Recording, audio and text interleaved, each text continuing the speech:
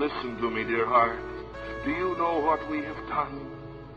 By changing the word that first began to be spoken by the Lord, we have filled our churches with people that have less than Christ. Fifth columnists for hell that have been inoculated with just enough of the truth of God to immunize them off into the work of God.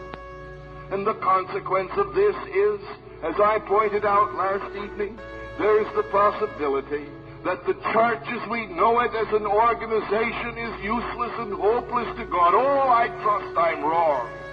I trust I'm wrong. Who will go and tell this people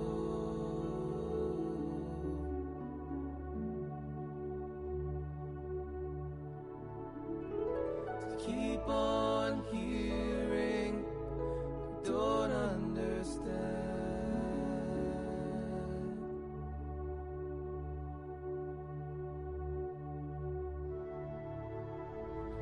Who will be watchmen in Zion?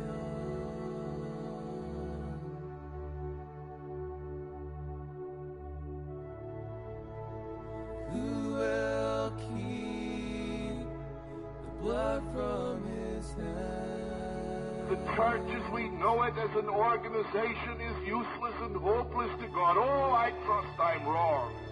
I trust I'm wrong. But as I read church history, I discovered there was a period in the history of England when the church was useless to God. It was orthodox. It had the 39 articles. It had all of the crystallized orthodoxy of the centuries.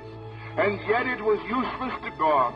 And God raised up John Wesley, who went out preaching, and he took the broken, this man and that woman and this young person, and he met with them at 5 o'clock in the morning often. For nearly 40 years he had a class meeting at 5 in the morning, because he knew that there could be nothing done through the organized church, but God had something to do, and it could only be done by those that had met God on his own terms.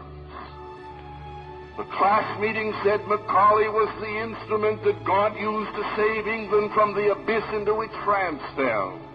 It may be that America has seen the infusion of its organized church with so much that has word and name and form without life that it's useless to God in such an hour of jeopardy as this. It may be that God will have to turn to something like the class meeting in order to find broken people that can be the 2 or 3 where the Lord himself meets, and where there can be released moral, spiritual power of the risen Christ that will change the day in which we live. I hope I'm wrong. I hope I'm wrong. The church as we know it as an organization is useless and hopeless to God. Oh, I trust I'm wrong.